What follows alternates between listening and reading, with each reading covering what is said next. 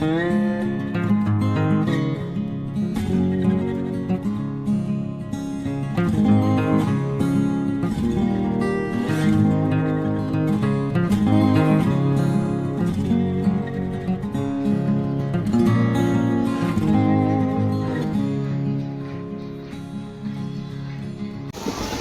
ayan guys, pakita ko sa inyo kung ano ang itsura ng palengke ng Hong Kong sa mga ano.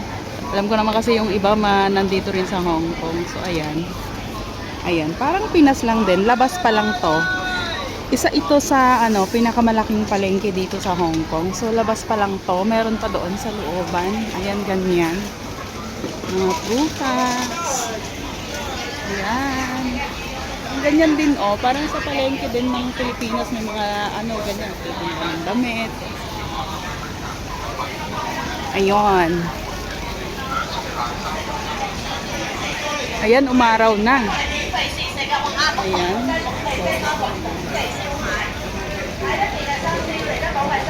Yan, may nagtitinda ng mga take out na pagkain. Ganyan Ayan. And then dito ako banda bumibili ng gulay. Meron pa doon, hanggang doon sa dulo. At may looban din. Dito ako banda bumibili ng gulay.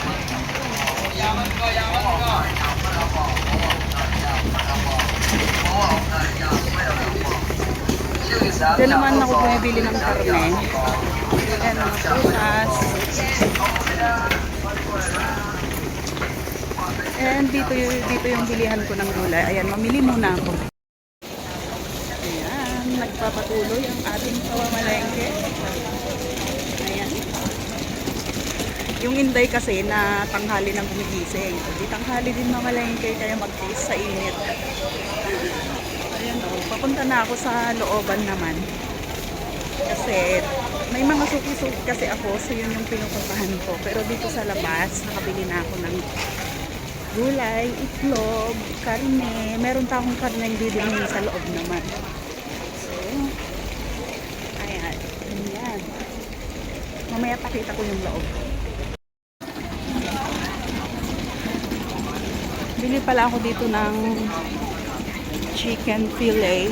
Ay, hindi pala. Ayan. Ito naman, binibilhan ko ng mga frozen. Basta frozen na karne. Doon sa kabila, doon ako bumibili ng meatballs.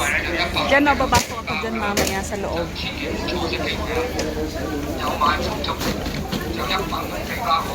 Yan, bili muna ako dito. Ay wow, madaming tao ngayon.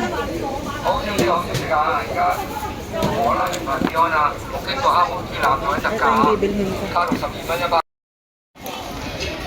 Ayan. Malapit nang mapuno ang trolley. Papasok na ako sa loob.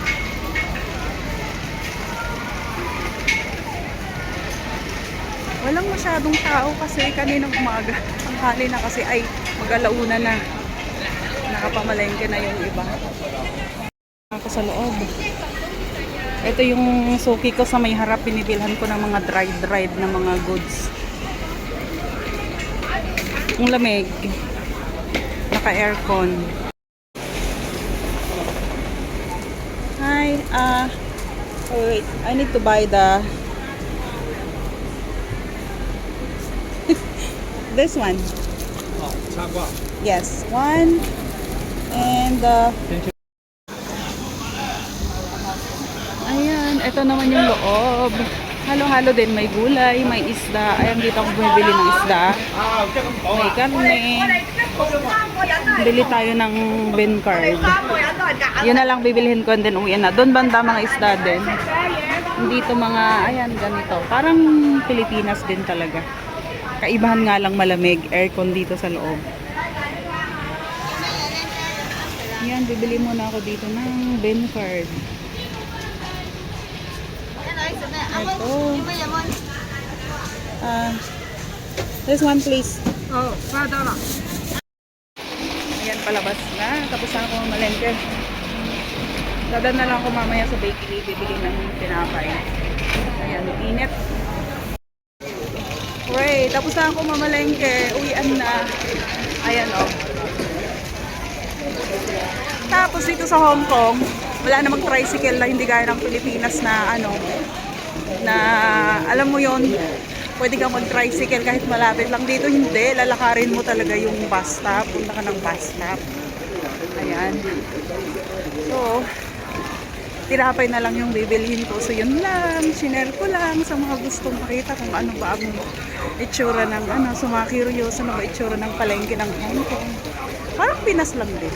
Kaibahan lang, nag-i-incheck sila dito. Tsaka syempre, may mga paninda sila na wala dyan sa atin. So, yun lang. Bye! Saan ba ako dadaan? So, yan na. Uwian na. Ayan. Uwian na. Ayan yung mga kargador. Yan, yan. Naku, pag sumayaw sila, tahara-hara ka, sisigawan ka talaga. Ganun sila dito. Tsaka ano pala, mabibilis silang mag, ano, kung bibili ka. Kailangan, nakaready na yung ano, pambayad mo. Hindi pwede dito yung babagal-bagal ka. Kasi mabilis din sila. Kung bibilihin mo, mabilis silang ibibigay sa'yo. So, kailangan, ready na din yung bayad mo. Yan mga meatballs. Mga dried ano din sila. Yan, ganyan.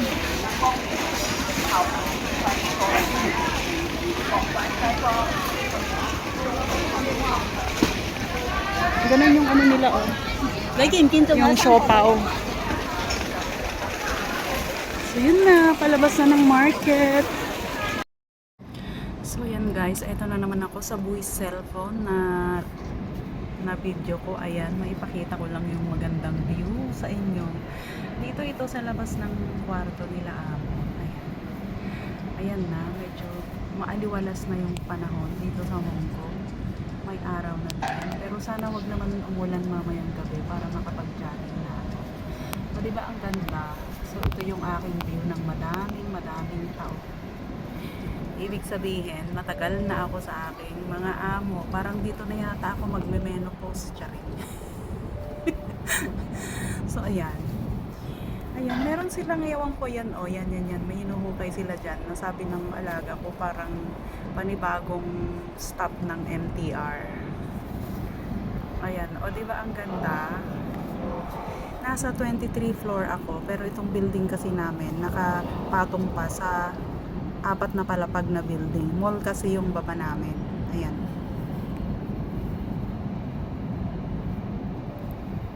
Ayan siya.